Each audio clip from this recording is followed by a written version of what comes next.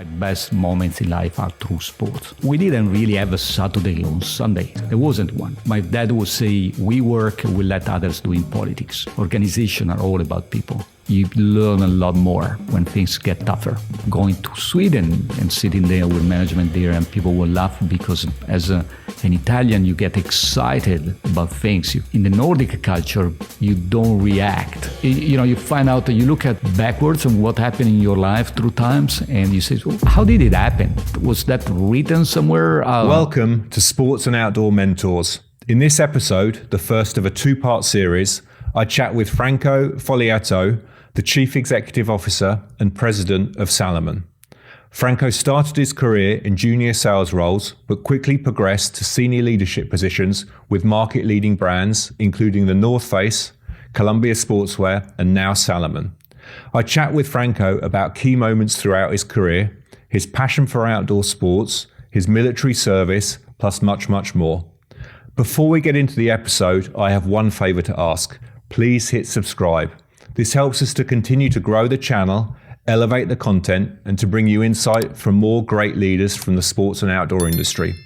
Thanks for your support and enjoy the episode. Franco, looking back over your career, are there any key moments that you reflect on that were somehow particularly influential that brought you to where you are today? So sitting here today as the president and CEO of Salomon, a brand that last year achieved for the first time €1 billion of sales and has well over 1,000 employees around the world. A great question, Dan, and thanks for asking. Yes, there is a specific moment. I grew up in the northeast of Italy in a small town, a shoes town called Montebelluna. And I grew up in a small family business. And literally when the business was closed because my dad passed away and I went to business school, and I came out of business school, the dream for my family was for me to join a bank, which was really the ultimate destination for a good kid coming out of a good family. Now, what happened is that I've been always a little bit of a rebel, and ultimately I ended up picking up a temporary job in a very small American company in the outdoor industry. And literally, I woke home, I had this job offer for this big bank, dream job for every kid in town, my early 20s. Went home, told my mom, actually, I've refused the job. I'm going to work for this little American company in the outdoor industry. She looked at me, she said, you got to be mad. There's no way you're doing it. And ultimately, she didn't talk to me for like a couple of months. And, there are moments in life and you don't know this is a big choice. You just go after what you love. And at that time, it made a lot of sense. I wanted to grew up in a global company. I didn't know even what a global company was, but I thought it was great to work for an American company. I was born at the bottom of the Dolomites, and Dolomites was a playground.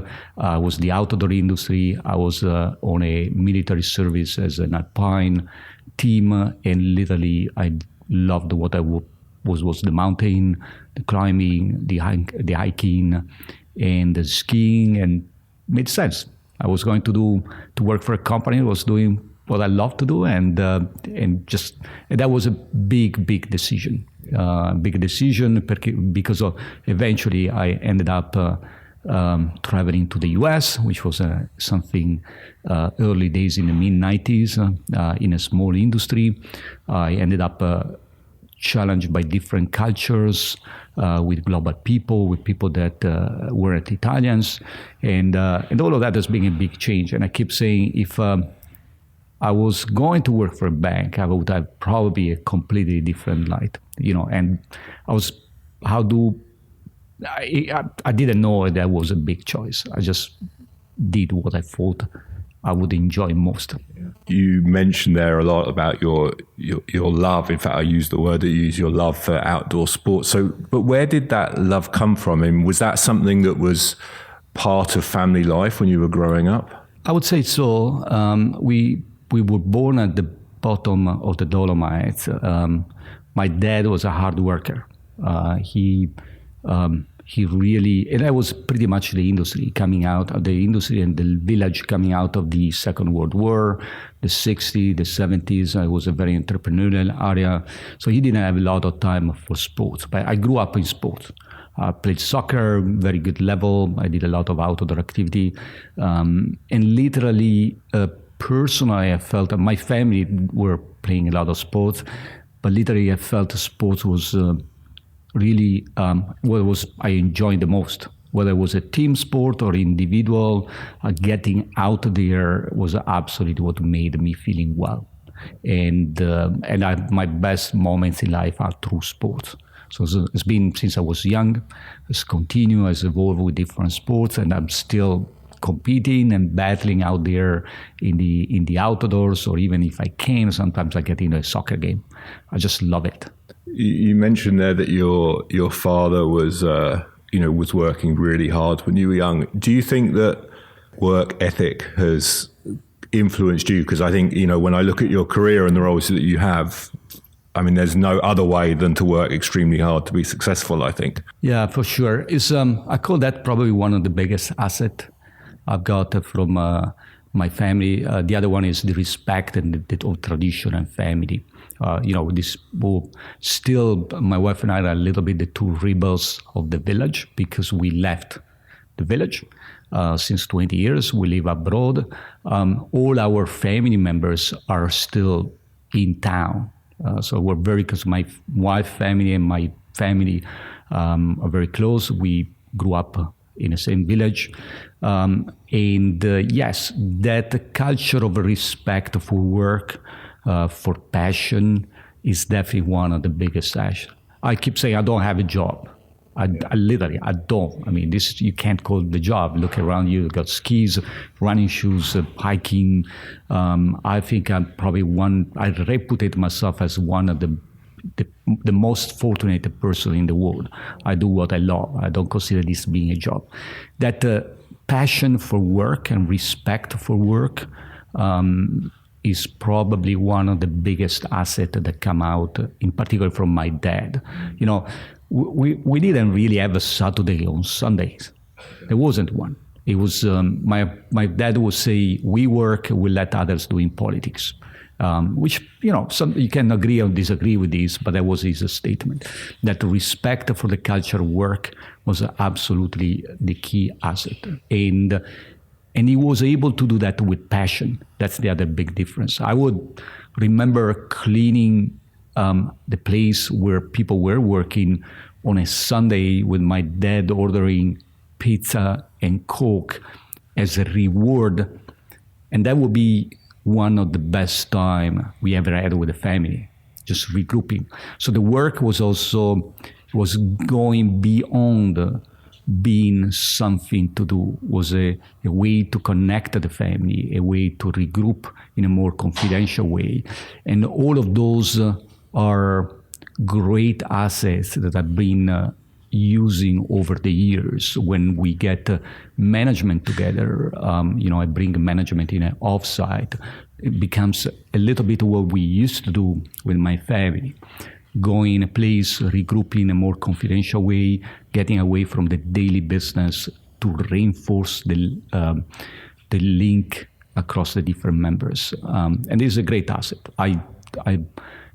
I will never be thankful enough for those great assets, no doubt about that. So you studied business administration at Venice University. Yeah. And then, as you already mentioned, you then went into military service. I'm wondering, looking back, did that kind of influence you in any way, that period of military service? Oh, yeah. It was, I was an officer, I went to school. The people's management was a big thing. You find out your early 20s. The rule when you go in military school, you have to, if you are going to ask 100 to your people later, you have to be able to deliver 200. So the officer, the teachers will ask 200, will get out as us out of bed overnight, doing activities. Then they were getting us in school in the morning, and it was a very intensive period, short, very intensive. And then what happened is I did my service, which for us at that time, we didn't have a lot of money. We were paid. It was a great opportunity. But literally, we were challenged with some activities. In particular, we spent time down during the mafia time in Sicily. I had to run a few hundred people, be responsible for a few hundred people. You bring in kids to guard sites or protect sites. When I'm saying kids, it's 18 years old people that never moved from their own village and suddenly they have a gun or to protect the site.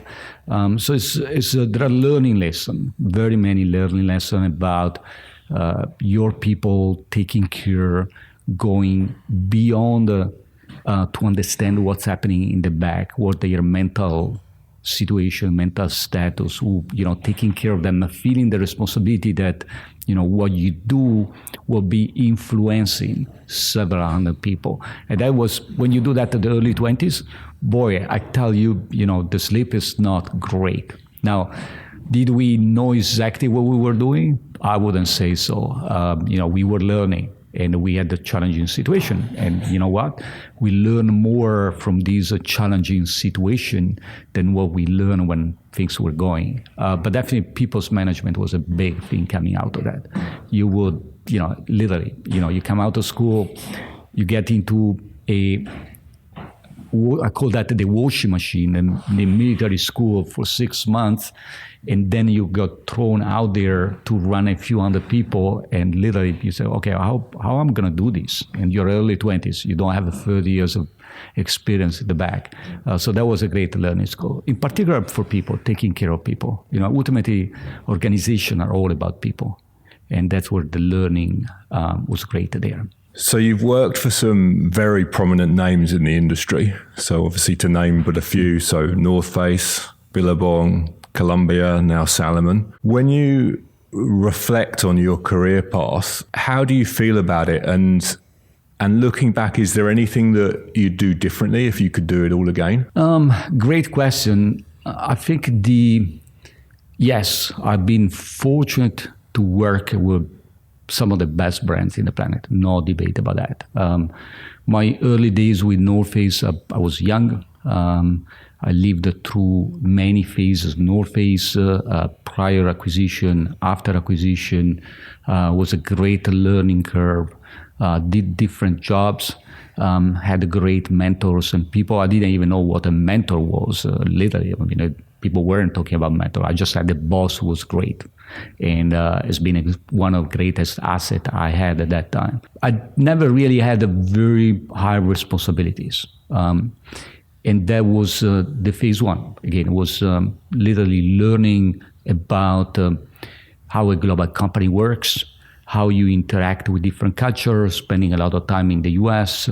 I remember, going to Sweden and sitting there with management there, and people would laugh because as an Italian, you get excited about things, and in the Nordic culture, you don't react in a very open way, or you're acting, but in a very different way from an Italian. And I didn't know. I just felt I got excited, and I started to do sentences and people were laughing, looking at me. So you have those things you kind of learn over time. That was a great culture, but never had a huge responsibility. I ended up running the Western Europe side. I was doing great with North Face, and literally what happened is my wife wanted to go back to Italy. We wanted to build a family. We're living in Paris. She's a lawyer. I was running around in the world for business, and ultimately wanted to take a little easier going maybe back to Italy to grow the family. And they actually, Billabong did a great job with my family, with my wife, in the meaning that, they invited us for a weekend in the southwest of France. And you know exactly what I'm talking about because you got in love with the region, a great culture. My wife, one day, I still remember after a weekend in Biarritz, she looked at me and said, I want to live here. And I'm like, I thought you said you wanted to go back to Italy. And she said, no, you don't understand. This is my dream, a Labrador walking on the beach. And we ultimately ended up moving down there, grew a family with Billabong, had a great time there. I would never say I'm a surfer. I got respected, and I surf. I got respected from the culture, but I didn't grow up in the culture. They just always saw me as an outdoor guy who came into, but they love the passion I had for the brand. And we interact very well. Our family grew up there. Our kids were born in Bayonne. We had a great time. We still have a place down there. We still have a lot of friends down there. We go, ultimately, we're going to sometime spend a few months a year down there. Literally, we love the place. And then literally 8 years, we thought that we were great. Business was growing, was on fire, great margins. And we were looking at us, oh my gosh, we're so good. Well, this is all because of us, right? And then suddenly market trends, global financial crisis, and literally the last couple of years were probably the most important from a career perspective because we had to do a lot of work, including restructuring. And you suddenly find out that, you learn a lot more when things get tougher. No debate about that. And then again, it's year number 10, you sit in there and you suddenly get a phone call. I wasn't looking for a job. I was probably thinking about going back to the mountain. I was missing a mountain. Even Sunday, you have the Pyrenees down there. And literally, call that being lucky or whatever. I got a phone call from an incredible gentleman and chairman of Columbia, and who said, hey, I'm coming in Europe. I've been told your name, want to meet with you, let's have dinner together. And it was absolutely a great opportunity to connect with the Columbia family. And, and it was easy choice, honestly. You live in Biarritz, you walk home, you tell your wife, well, maybe we're going to move. And she's not sure. And then you say, well, the opportunity, we're going to move to Annecy. She says, well, that's a pretty good move. Yes, why don't we go and look for a place there? And we literally came here with the kids. We have been here many times, obviously, in particular with North Face. We bought a place straight away. We wanted to live next to the mountains, and we wanted to keep this double connection. So our dream has been always 6 months at the mountain, 6 months on the sea. I didn't get to buy a cabin at 2,000 meters.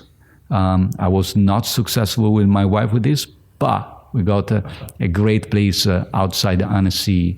Literally, I go with the dogs running on a trail from my backyard.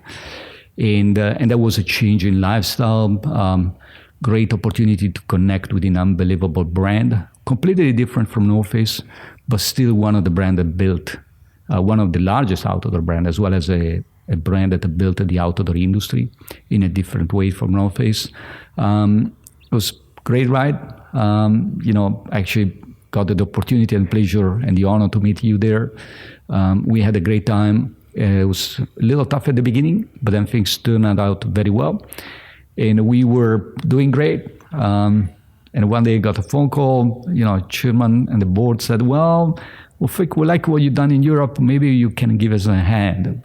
What about moving to the US, to Portland? I don't think it was really a question. I think it was more a statement, right? And you met Tim, how such a great gentleman he is. And we were happy to move there. It was a little difficult, you're getting mid-40s, late 40s. If maybe I'm pretty good here. And I was going to Portland all the time. And literally, we decided to move there with the family, got engaged straight away with the town, with the lifestyle, the Pacific Northwest. The kids got there. They were literally, I think, we've seen our kids going from being children into teenagers when we moved to the U.S. So that's where our connectivity with the U.S. is still very strong. And we had a great time until COVID came. COVID was a little bit of a rush. Things were great, and my wife at a certain point started to say, maybe it's time to go back. And I was like, not sure, we're good here, kids love it, but I think she felt she wanted to get closer to the family. And I told my wife, actually, it's a funny story, because I told my wife, look, stop, we're not going to go back until, I'm so good here with Columbia, I love team, he's a great gentleman, the brand is doing very well, the company is doing very well, and I think I got a mission here to continue. And just to make sure she would stop complaining, I told her, look, the only call I eventually will pick up will be Salomon. And, I think she made things happening, actually, because a few months later, 6 months later, I got a phone call as well. We're looking for a CEO of Salomon, and we thought you could be interested in the job. And literally, you find out that you look at backwards and what happened in your life through times, and you say, well, how did it happen? How was that written somewhere? I don't know. I mean, it was fun, and it was an immediate love. Obviously, I do a lot of trail running. Salomon has been a competitor, as a brand that I'm passionate about. I got in my office my Crossmax from 2001. I had my old skis from the 90s. It's just one of those brands you always feel honored to contribute to, and with a great team. So again, as you're sitting there, says, why did it happen to me? Why did I end up working for a bank and just doing that type of stuff? And again, what was the driver was always the passion, the brand, the passion, the people, and the sport. Yeah. Those are the things that made me always making a decision. And I remember when I was in Portland, I had this opportunity to come back to Europe, working in a slightly different industry with a much bigger business. And again, I could have accepted it was a bigger job and all of this. I didn't feel I really wanted to move out of the industry. I felt that I wanted to work for the industry I loved, which was, the outdoors and the sport, and I was not going to compromise what I wanted. And I was in a lucky position because I could choose. So, that was definitely a fortunate position. And I was lucky enough that my family followed me on all those decisions. I keep saying I wouldn't be doing what I'm doing today if when we were living in Paris and we were so busy, and my wife said, well, we sat down and said we want to grow the family, and we were in the early 30s, and I said, well, this is not going to work on the way we are today. And she was ultimately the one who made the choice of stepping back. So, it's a choice, right? It's a family choice. You do that together with somebody else. If my wife would have said, look, I want my career, I probably would not maybe have the job I have today, or I probably would have not enjoyed what I'm doing today as much as I am. And those are moments. Life is built on moments. Those are moments that are shaping people. We look back when we sit and discuss about this, and we think, we're being fortunate. And she said, look, yeah, it's been a tough choice to move on and leave my career, but what was inspiring was your passion for the work and what you were doing. And that's what made me easier to take that choice to step back. And again, moments. Okay, life is defined by moments, isn't it? Yeah, absolutely. And you've spoken there a lot about your wife particularly, but your family. And of course, having a role as you do, but also having the responsibility of being a husband, being a father. Are there any, let's say, non-negotiables that kind of you personally hold to ensure that you maintain a good balance between those? I'll tell you a story. I remember being having dinner once with the CEO of a large corporate business. I'm not going to say the name. One of those really top guys. And he was 15 years older than me, had 4 kids. And he said to me, and I was like 35, 36, maybe late 30s, and our kids were just born. And he said to me, I don't know how you do this. I can't get it right. And I'm saying, what do you mean? With the family. He says, I just can't. I don't have enough time and blah, blah, blah. And I was early, late for later 30s, and he was early 50s. And I said, well, I think I'm getting this right because I'm dedicating, I want quality time. And he looks at me and says, rubbish. And I'm like, what do you mean? He says, you're going to see this. Family needs quantity as quality. And you're going to find out over time that you will need to do a lot of compromise. Now, there's no perfect balance. It's a choice. And the choice is done across the family members. But don't ever think quality is enough. There's a time where you're going to need to be close to your kids. They're going to need to feel you. And that same story came through my brother, later. My brother is 11 years older than me, has been always one of my life mentor. And he always would say, stay in the back. Don't go out of that dinner. Don't do this. Just make sure, you feel, the kids feel you when you're there. So there is no perfect rule. It's a trade-off. I keep saying if someone gets the perfect sauce or the perfect mix, I'm ready to have this conversation. I can't wait to learn. There's a high ends and low ends. I think I've been always fortunate enough to engage in a lot of my travel in my family. So, okay. We moved to Portland. I could have said, well, I'm moving first and we'll see 2 years later. I had a lot of friends where their family didn't follow. And my wife said, well, we're ready. We're coming. We're coming with you. You're going there. We're coming with you. When I moved to France from Italy, same story. My wife said, well, I'm coming. We're going together. We're doing this together. So that sharing of experiences has been one of the strengths of the family. Yeah. And we always connect work. The line between work and family has always been blurry. It was a choice. My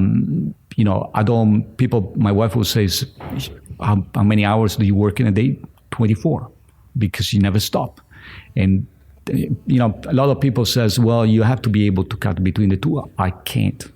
Okay, now, can I live with a balance? Yes, because I love what I'm doing. So the passion will come together with the work. When I keep saying my ambition is to test every single product we build.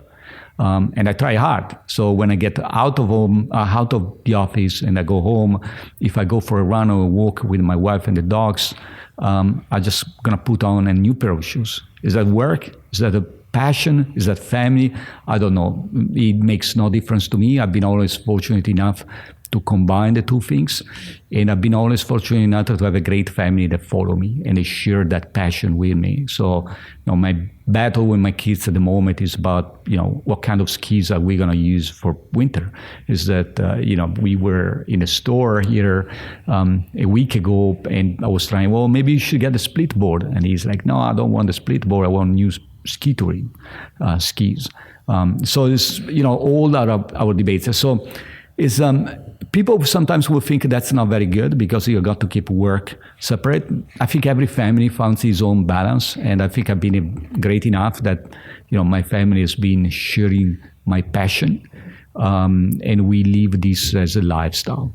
Yeah. We live this inside the company as well as outside, and that has been literally what has shaped the entire career that I have. I never really separated between work and passion. Yeah. And there's been, and again, I ask myself all the time, what would have happened if I was going to work for a bank? What would have happened if my wife would have said, sorry, I want to be a lawyer? You have to take a step back and we're going to share the family, the grown family. So all of these are choices. Can we do this in a formalized way? No. What are the few things that you shape over your life that you always drives what your choices, and there's a lot around passion and motivation on what we do as a family. Yeah. Okay, and I always have known I was asking a lot to my family.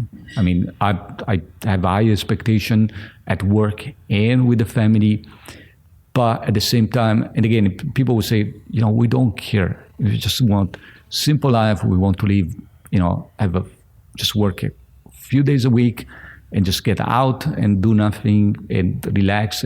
But the family has always been engaged with my passion. So it's been I feel probably the most fortunate person in the world. So who would you say has been the person that stands out as somebody that's influenced you the most professionally? I've been fortunate enough to have great people next to me. When I joined North Face, I had the CEO of North Face that literally gave me for Europe and then became the CEO globally, one of the most experienced Italian and later global leaders in our industry. Karl-Heinz Salzburger, he was great. He wasn't a mentor. He was just the guy that I was looking and saying, one day I want to be like him. Very charismatic, very bold, experienced. He was representing that global leader that really shaped the first part of my career. The second part was more in the industry, in the surf industry. And again, that was it was different because I didn't have a boss near me. My boss was in Australia. I was a publicly listed company, and it was the first time I was running a company, and I didn't know how to do that, literally. And again, I thought I was good because the numbers were good, but really I realized later I was pretty bad, actually. But again, the board and the CEO of Australia at that time, they were great mentors. They weren't next to me, but they were bringing that seniority into the way of approaching decision, taking a step back, and making sure you were doing all the due diligence before making up a decision. And every time I was making up a decision, I was deciding for a pretty large amount of people, directly and indirectly through the business. So a great career. So, and when obviously later on with Columbia, was the chairman of Columbia. I mean, he's a founder of the industry, and he's still, I think, one of the storytelling is, I remember walking in the business, he picked me up at the hotel when I was doing the interviewing process. And he says, well, my mom still comes to the office. And his mom was, at that time, I think it was mid-80s. And he will, and I thought, well, those are the kind of storytelling you tell to see the family engage. And literally, we walk into the building in Portland, and I heard this big voice, and she said, "Oh, you must be Franco." And she looks at me, "I like your shoes, actually." And those charismatic people that with a few words they can shape who you are, or they can give you a very good view. And Tim is probably one of those people where passion is come to. Is second to none. He's, I think he's now probably mid-70s and still works as it was the first day. He's absolutely motivating, and I think that was very inspiring. And later on, again, is I think what I've been always very lucky, and believe me, that wasn't a choice, and it wasn't a structure, and I'm really happy of doing this because I think there are so many opportunities for people for learning, and I think I've been very fortunate. But I'm also conscious there are a lot of people that haven't had this fortune, and they never had the mentorship, and that's where the opportunity comes, because as leaders you have responsibilities, and it comes, and it's no longer you doing that only for passion. When you wake up in the morning, there are thousands of people depend on what or some of the choices you do, and you have to be responsible, and you have to make sure you're doing that in a structured way. So those mentors have been, over time, have been able to help me out. But now, after 30 years in the industry, I have a different approach. I structure who I want next to me. I have a rule. I want people that are better than me next to me, so I can learn all the time. I'm passionate about learning, whether it is a new language, whether it is new people, whether it is a new product or new innovation, a new sport. I always want to push the boundaries, and that's what motivates me. At the same time, I wouldn't be able to make decision if I didn't have great people next to me that will help me to constantly evolve, and honestly put pressure on me to get better.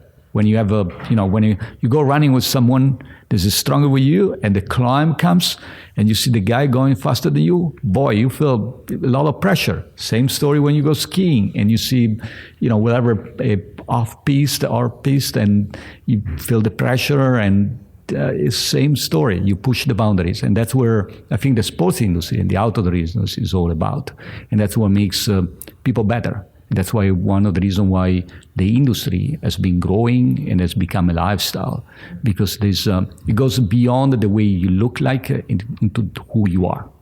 And that is absolutely a massive differentiation. So again, I would also say that some of the best / leaders, mentors I met in my career, they're not big executives. They're not CEOs. They're not president. I walk into the building in the company every day, and I go around talking to people.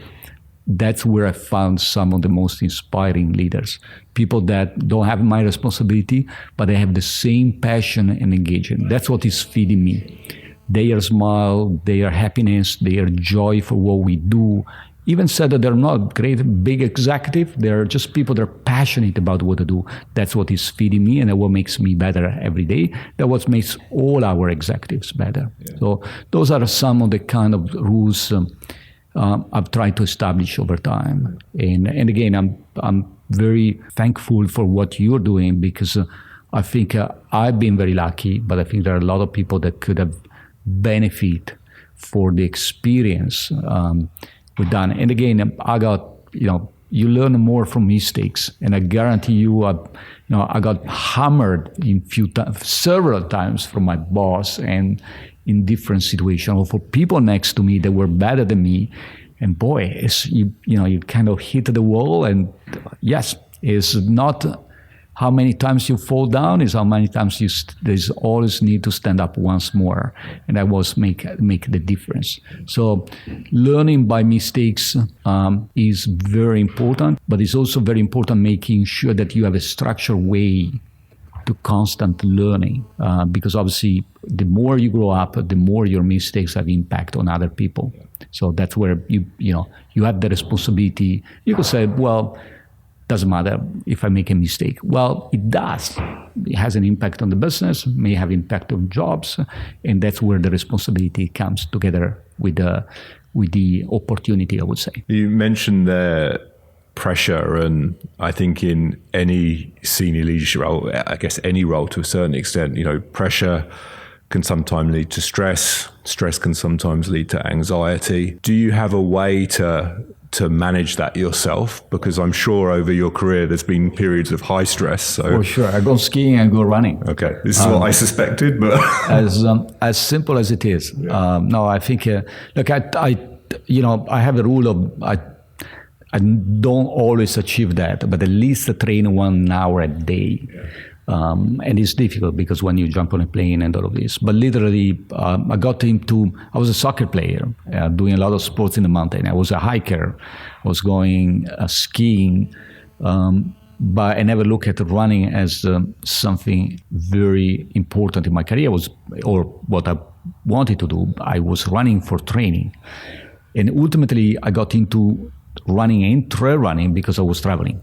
And there was no other opportunity for train, and I was lucky enough to grow up with the culture of trail running in the late 90s in California with the athletes from North Face, going into the marinas up there, and suddenly became a passion as a need to go outside and stay in nature. So to answer your question, yes, I go and have sports. Whether it is Nordic skiing with the kids.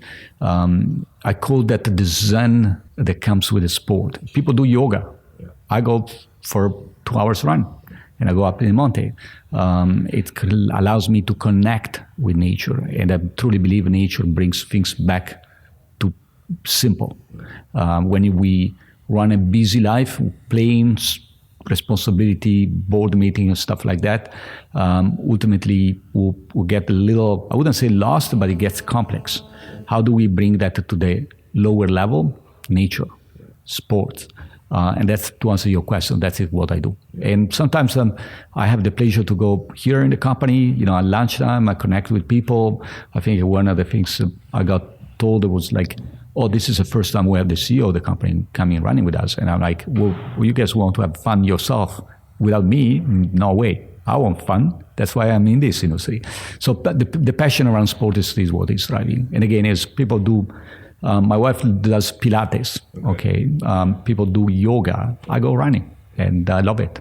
I just love it. There is not, I think at Columbia, Tim used to say there's not, or Gert used to say there's nothing such like bad weather. There's only bad equipment, okay? We've got great equipment, and we're in the outdoor industry, so there's bad weather, don't worry, just put on a jack, get out. Yeah. So that's where passion gets together with work, with finding the right balance. And again, I wouldn't even call the right balance. There's no balance. Sometimes it's high, sometimes it's low. If people ask me, what's next?